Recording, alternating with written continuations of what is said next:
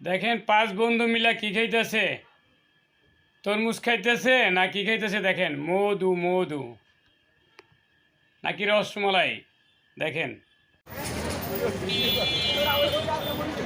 কত সুস্বাদু মনে করে মধু খাইতেছে। কি খাইতেছেন আপনারা? মধু মধু। তাই তরমুজ কিন্তু মধু হবে কেন? তরমুজের মতোই মতো হবো। এরা কিন্তু ছাত্ররা তরমুজ খেতেছেন খুবই সুস্বাদু মনে করা। তাই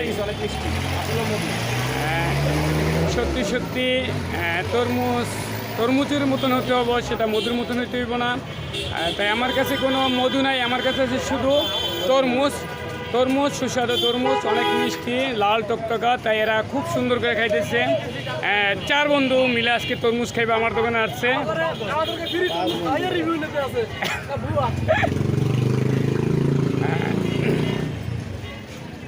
তাই খুব সুন্দর করে ওরা তরমুজ খাইতেছে।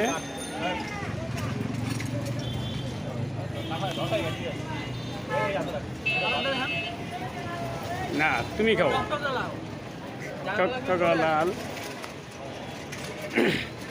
তাই বন্ধু হলে এরকম বন্ধুরা 3 বন্ধু মিলেমিশে খেতেছেন সবসময়, এরকম যেন এরা ভালো থাকে। 5 জন যাই হোক, সবসময় যেন সারা জীবন যেন এরকম 5 বন্ধু যেন এরকম মিলামেশা থাকতে পারে, তাদের ছাত্র জীবন থেকে যেন একদম কর্মজীবন পর্যন্ত। তাই এটাই কিন্তু আমরা সবাই চাই যে বন্ধুরা মিলেমিশে থাকা। ভিডিওটা যদি ভালো লাগে আমার চ্যানেলটাকে সাবস্ক্রাইব করে দেবেন। আল্লাহ হাফেজ।